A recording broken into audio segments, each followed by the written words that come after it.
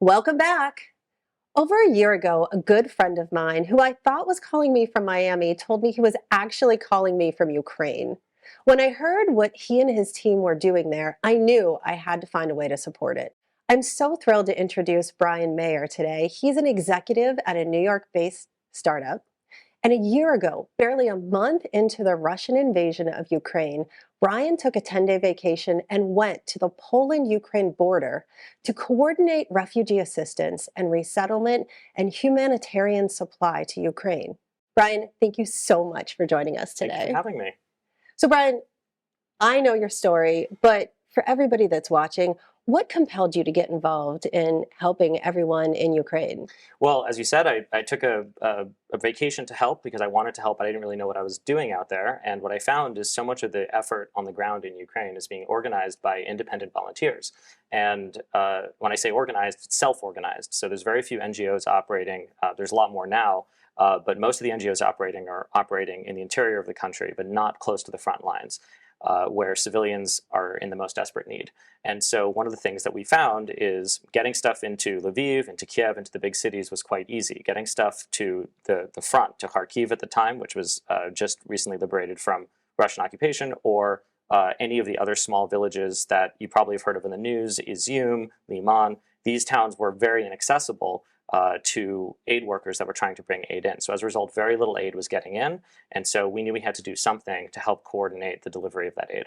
Well, it must be so powerful, but I know you also have a day job. I do. Part of Liftoff is about work-life blend. Yes. Tell me, how do you balance your career and this initiative at the same time? Well, I love my job, and I do continue to keep my tech job in New York.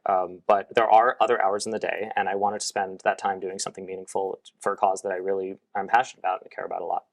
And one of the things that I love most about your story is, as you mentioned, you're not just helping people. You're not just getting food and supplies into a warehouse. You're getting them beyond the front lines to people. And last time we were together, you showed me pictures of Christmas presents being delivered, people on your team dressed up Yeah. as Santa Claus.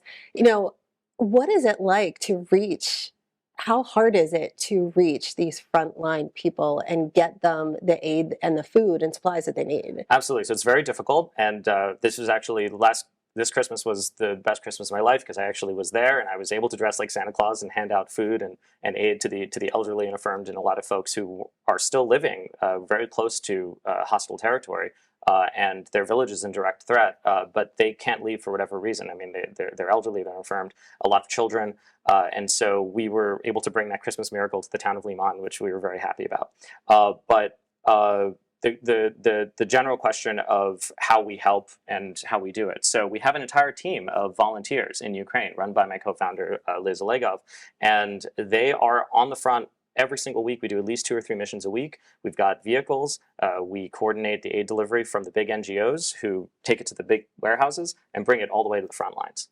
And these villages are very inaccessible. We're talking roads that have been blown out, bridges that have been blown out, and so you have to move things into smaller vehicles. There's an entire logistics operation. It is quite difficult and it's very dangerous. And so the volunteers that are doing this work on the ground are just unbelievable heroes. How appreciative they must be, and how many great relationships your team must be building out there. Yes, well, more than anything else, we're just so happy to be able to help. And we're so grateful to our donors in the United States and elsewhere all over the world who have donated to support this effort, and especially the logistics that it takes to get all this aid out there. Well, you know, I'm definitely a fan and a supporter, but tell the viewers how they can get involved and help if they want to as well. Absolutely. So ukraineaidinternational.org, we're 501c3. All donations are tax deductible. All of the donations go directly to support one of the over 100 communities that we're supporting directly on the front lines. And anyone can go in right now and make a donation, and we really appreciate it. Any amount helps. I am so thrilled to know you, Brian, and to know your Thank story you. and to just be able to share it today with everybody. Thank you so much for being on Thank you for Liftoff. having me, Jeannie. Appreciate it. Everybody, stay tuned. We'll be right back.